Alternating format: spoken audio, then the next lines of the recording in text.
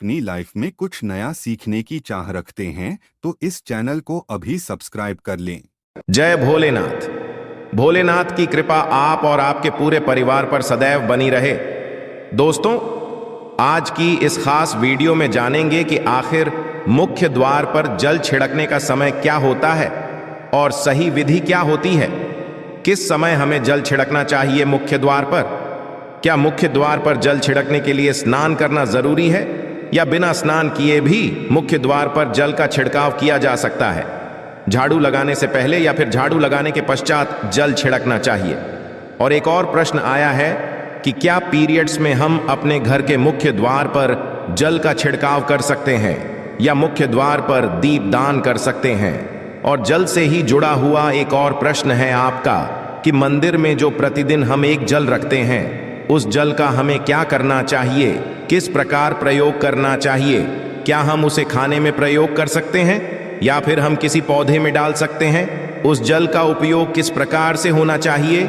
और मुख्य द्वार पर जल छिड़कने से संबंधित आपका अगला प्रश्न है कि कई ऐसे लोग हैं जो कि फ्लैट में रहते हैं, कुछ ऐसे लोग हैं जो कि किराए के मकान में रहते हैं, एक ही कमरे में रहते हैं, तो उन्हें अपने घर पर मुख्य द्वार पर दीपदान किस प्रकार से करना चाहिए, जल किस प्रकार छिड़कना चाहिए, मतलब वो किस जगह को मुख्य द्वार मानकर वहां पर मुख्य द्वार से जुड़े हुए उपाय करें। तो आज की वीडियो पूरी तरह से आपके प्रश्नों पर ही आधारित है, इसलिए बहुत महत्वपूर्ण है, पूरा जरूर देखिए। और यदि आपको आज की वीडियो अच्छी लगे तो इसे लाइक भी जरूर कीजिए, क्योंकि आपके लाइक, आपके कमेंट्स ही मेरे लिए एकमात्र जरिया हैं जिनसे मुझे पता चलता है कि आपको यह वीडियो अच्छी लगती है और आपके लिए वीडियो उपयोगी है। तो यदि वीडियो अच्छी लगती है तो लाइक तो ज़रूर ही किया करें। इसके साथ ही कमेंट बॉक्स में भोलेनाथ के नाम का जयकारा भी ज़रूर लगाएं, इससे आपको पॉजिटिव ऊर्जा की प्राप्ति होती है। और यदि आपका कोई भी सुझाव हो, कोई भी प्रश्न हो या फिर कोई भी विशेष वीडियो देखना चाहते हैं तो उसके लिए भी कमेंट बॉक्स में ज़रूर लिखें। चैनल पर पहली बार आए हैं, यदि अभी तक आपने चैनल को सब्सक्राइब नहीं किया है तो आज के वीडियो यदि आपको अच्छी लगे तो चैनल को सब्सक्राइब ज़रूर करें और बेल बटन को भी प्रेस कर लीजिए। तो इससे ये होगा कि इस चैनल पर जो भी नई वीडियो अपलोड होंगी उनकी नोटिफिकेशन आपको सही समय पर प्राप्त होगी। तो अब जानते हैं कि मुख्य द्वार पर जल छिड़कने का सही समय क्या होता है और सही विधि क्या होती है। तो देखिए, यदि आप मुख्य द्वार पर जल छिड़कते हैं तो आपको ध्यान रखना है कि जल आप एक दिन पहले ही, मतलब रात को सोने से पहले, एक पात्र में कोई भी आप पात्र सकते हैं। जैसे कि आप एक तांबे का भी पात्र ले सकते हैं। तांबे का ना हो तो आप पीतल का ले सकते हैं, स्टील का ले सकते हैं, चांदी का ले सकते हैं। जो भी पात्र आपके पास उपलब्ध हो, एक लोटे में थोड़ा सा गंगा जल डाल दीजिए और उसके ऊपर शुद्ध जल भर दीजिए। और हाँ, गंगा जल ना हो तो भी परेशान होने की आवश्यकता नहीं है, सिर्फ शुद्ध जल से भी आप पत्र को भर सकते हैं। जल से भरे पात्र को अपने घर की रसोई में रख दीजिए। अब जैसे कि आप अगले दिन सुबह उठकर इस जल का छिड़काव अपने घर के मुख्य द्वार पर करेंगे। अब बहुत से भक्तों के प्रश्न आए हैं कि क्या हम स्नान से पहले ये जल छिड़क सकते हैं या फिर स्नान करना जरूरी है। देखिए, मुख्य द्वार पर जो सुबह सवेरे सबसे पहले जल छिड़का जाता है, जैसे कि जो रसोई में रखा हुआ जल होता है, ये एक तरीके से उपाय के तौर पर किया जाता है। घर में किसी भी प्रकार की परेशानी हो, किसी भी प्रकार के दुख दर्द रहता हो, गरीबी हो या फिर कलह क्लेश बहुत अधिक रहता है, मतलब किसी भी प्रकार की नेगेटिव ऊर्जा से आप परेशान हैं, बहुत समय से परेशानियों में ही घिरे हुए हैं, तो ऐसे में घर की रसोई में जल रखा जाता है और यही जल घर के मुख्य द्वार पर सुबह उठकर छिड़का जाता है। इस जल के छिड़काव से आपके घर की कोई भी परेशानी हो बहुत शीघ्र समाप्त हो जाती है। उपाय को करने से आपके घर में सुख समृद्धि भी आती है, कलह क्लेश से भी मुक्ति मिलती है, बीमारियों से भी मुक्ति मिलती है।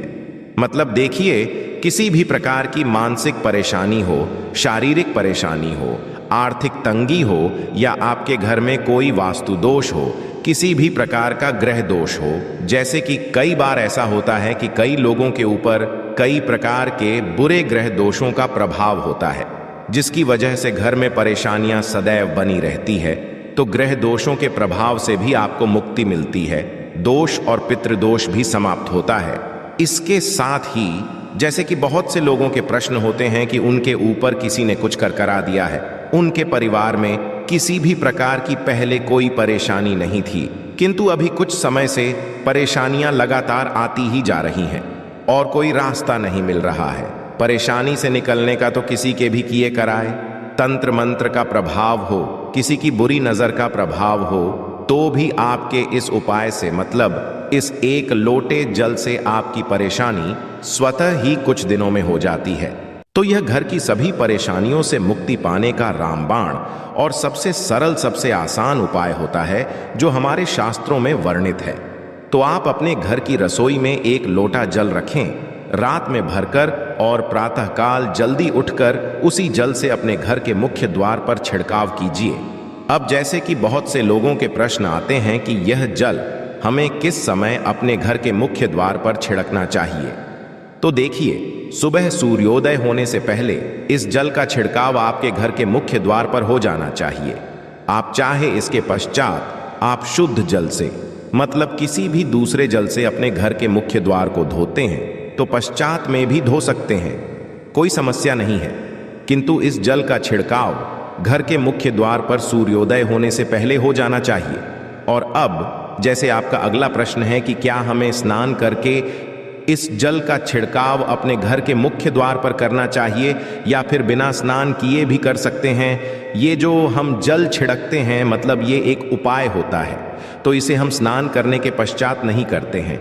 सुबह जल्दी उठते हैं और उठकर सबसे पहले घर की रसोई में जाएंगे, उसके पश्चात उस जल को लेकर आप घर के मुख्य द्वार पर जाएंगे। मुख्य द्वार खोलकर, मतलब मेन गेट खोल दीजिए और उसके पश्चात मुख्य द्वार पर इसी जल का छिंटा दीजिए, छिड़काव कर दीजिए। और जल का छिड़काव करते समय अपने पितरों का ध्यान कीजिए, माँ का ध्यान कीजिए, क्योंकि कहा जाता है कि सुबह सुबह माँ लक्ष्मी प्रत्येक द्वार पर आती है, सबके द्वार पर आती है। जिनके भी द्वार खुले होते हैं, जिनके घर में जल का छिड़काव मुख्य द्वार पर हुआ रहता है, उसके घर में वह प्रवेश कर जाती है। तो माँ लक्ष्मी का अपने मन में ध्यान कीजिए और एक तरह से प्रार्थना कीजिए कि हे माँ लक्ष्मी, आप मेरे घर में प्रवेश करें, मैं आपका स्वागत करने के लिए तैयार हूँ। और इसके पश्चात अपने पितरों का ध्यान कीजिए, क्योंकि हमारे घर की जो दहलीज होती है वहीं पर पितरों का वास माना जाता। तो जब आप दहलीज पर जल के छींटे देते हैं तो आपके पितृ बहुत हो जाते हैं, प्रसन्न हो जाते हैं और उनका आशीर्वाद भी आपको प्राप्त होता है। तो सुबह जो आप जल छिड़कें, इसके लिए स्नान करने की आवश्यकता नहीं है, बिना स्नान किए भी कर सकते हैं। और अब आपका अगला प्रश्न है कि क्या झाड़ू लगाने के पश्चात हमें जल का छिड़काव करना चाहिए या फिर झाड़ू लगाने से पहले भी जल का छिड़काव कर सकते हैं। देखिए, जैसे मैंने आपको पहले ही बताया, सोकर उठने के पश्चात सबसे पहला कार्य जो आपको करना है वो जल का छिड़काव ही करना है। उसके पश्चात आप झाड़ू लगा सकते हैं, किंतु एक चीज का ध्यान रखिए, जब हम सोकर उठते हैं तो सबसे पहले बिस्तर पर बैठे हुए ही अपने दोनों हथेलियों को जोड़कर और दोनों हथेलियों को सामने से जोड़कर पूरी हथेली को देखा जाता है, उसमें माँ लक्ष्मी का ध्यान किया जाता है। उसके साथ ही पंच देवताओं का ध्यान किया जाता है। देवता कौन कौन से होते हैं? माँ दुर्गा, भगवान शिव, भगवान श्री हरि विष्णु, गणपति गजानन और भगवान सूर्य देवता। पंच देवताओं का ध्यान हम अपने हाथों में ही करते हैं, हथेलियों में ही करते हैं। करा करें। वास्ते लक्ष्मी कर्मदेह, सरस्वती करमूले, तू गोविंदा प्रभाते प्रदर्शन। हम इस मंत्र का उच्चारण आप चाहें तो कर सकते हैं, नहीं करते हैं तो भी कोई बात नहीं। अपने इष्ट देवता का और पंच देवताओं का ध्यान अपनी हथेलियों में कर लीजिए। उसके पश्चात दोनों हाथ जोड़कर सभी देवी देवताओं को प्रणाम किया जाता है और उसके पश्चात अपने हाथ से पृथ्वी का स्पर्श करते हैं, धरती को छूकर प्रणाम करते हैं 2 बार या 3 बार। और उसके पश्चात अपना दाहिना पांव पृथ्वी पर रखते हैं, धरती पर रखते हैं। उसके पश्चात ही बाकी के जो सभी कार्य होंगे वो उसके पश्चात ही किए जाएंगे। जल का छिड़काव आप उसके पश्चात ही करेंगे। सुबह उठने के पश्चात सबसे पहले हथेलियों के दर्शन, फिर धरती को प्रणाम कीजिए, फिर धरती पर पैर रखिए और उसके पश्चात रसोई में जाकर आपको जल लेना है और घर का मुख्य द्वार खोलकर मुख्य द्वार पर जल का छिड़काव करना है, माँ लक्ष्मी का और अपने पितरों का ध्यान करना है। उसके पश्चात आप अपने घर में आ जाएंगे और उसके पश्चात जो भी आपके रूटीन वर्क होते हैं, मतलब झाड़ू लगाएंगे या फिर आप स्नान करेंगे, ये सभी उसके पश्चात किए जाएंगे। और अब जैसे कि कई लोगों के प्रश्न आते हैं कि जब हम जल का छिड़काव करते हैं, क्या उसी समय हम घर के मुख्य द्वार पर झाड़ू लगाकर और पानी डालकर क्या हम मुख्य द्वार की अच्छे से सफाई कर सकते हैं? जी हाँ, बिल्कुल कर सकते हैं। पहले आप जो रसोई में रखा हुआ जल है उस जल का छिड़काव कर दीजिए। उसके पश्चात और भी पानी डालकर, मतलब यदि आपके पास जल और उपलब्ध है तो और जल, और घर के मुख्य द्वार की अच्छी तरह से झाड़ू से या कैसे भी सफाई कर सकते हैं। और कई लोगों के प्रश्न आए हैं कि हम किसी फ्लैट में रहते हैं या फिर किसी ऐसे कमरे में रहते हैं, किराए के कमरे में, कि हमारे पास एक ही कमरा है, तो हम जल का छिड़काव या फिर दीपदान कहाँ पर करें? किसी हम अपना मुख्य द्वार माने।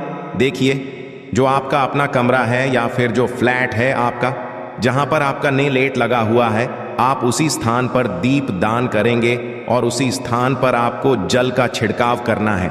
मतलब जहां पर आपका यदि एक ही कमरे का मकान है तो आपके कमरे का जो दरवाजा है वहीं पर आपको थोड़ा सा जल छिड़कना है और वहीं पर आप दीपदान भी करेंगे। जो कि मुख्य द्वार से जुड़े हुए उपाय होते हैं वो आप अपने घर के, मतलब जो अपना कमरा है उसके बिल्कुल दरवाजे के पास ही करेंगे। और आपका अगला प्रश्न है कि क्या पीरियड्स में हम अपने घर के मुख्य द्वार पर जल का छिड़काव कर सकते हैं, दीपदान कर सकते हैं? देखिए, जल का छिड़काव करने के लिए पीरियड्स हो या ना हो उसे कोई फर्क नहीं पड़ता, आप जल का छिड़काव कर सकते हैं। रही बात दीपदान की, तो दीपदान देखिए कार्मिक पूजा में आ जाता है और कार्मिक पूजा हम बिना शुद्ध हुए नहीं कर सकते हैं। मतलब पीरियड समाप्त होने के पश्चात ही आप कर सकते हैं। बाकी जल का छिड़काव आप कभी भी कर सकते हैं, मैं भी कर सकते हैं, कोई समस्या नहीं है। और अब आपका प्रश्न है कि क्या मंदिर में जो हम जल रखते हैं क्या वो रखना जरूरी है, और यदि हम रखते हैं तो उस जल का क्या करें? देखिए, मंदिर में जल रखना बहुत जरूरी है।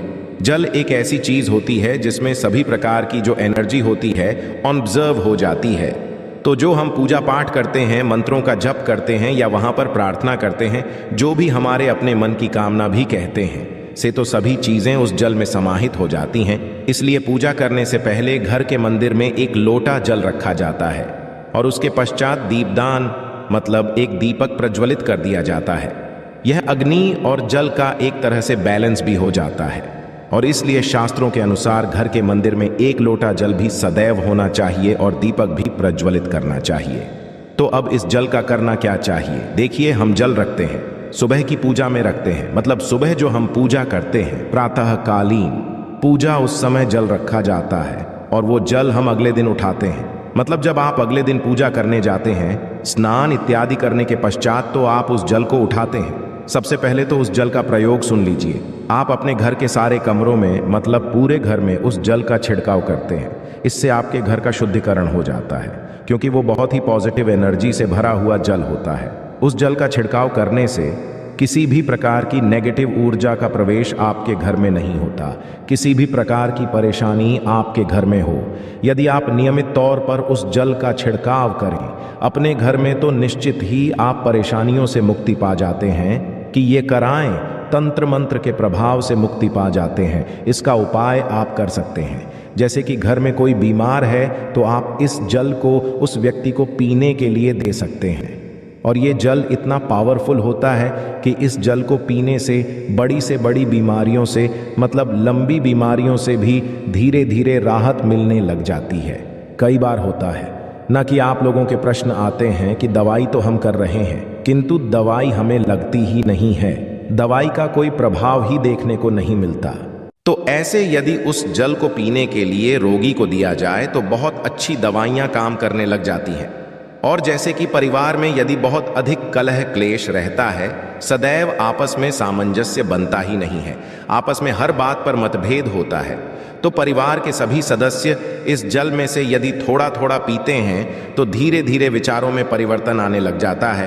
पॉजिटिव विचार सभी के होने लग जाते हैं और आपस में समन्वय होने लग जाता है। कलह क्लेश और मतभेद सदैव के लिए समाप्त हो जाता है। और मंदिर में रखे हुए जल का अगला उपाय क्या है? देखिए, यदि आप कोई दुकान करते हैं, कोई व्यापारिक स्थल है आपका, तो प्रतिदिन इसी जल में से थोड़ा सा जल ले जाकर दुकान पर व्यापारिक स्थल पर छिड़काव कीजिए। इससे आपका दुकान, आपका काम बहुत अच्छा चलता है।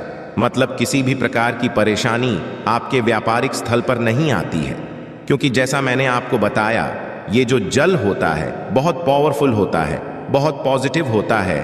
तो इस जल का करने से बहुत सारी परेशानियां स्वतः ही समाप्त हो जाती है। जैसे यदि आपकी दुकान पर किसी की नज़र लगी है, बहुत से लोगों के प्रश्न आते हैं कि हमारे काम को किसी ने बांध दिया है। मतलब किसी की बुरी नज़र ऐसी लग गई है कि पहले तो दुकान बहुत अच्छी चलती थी, अब नहीं चल रही है। तो आप इस उपाय को कर सकते हैं।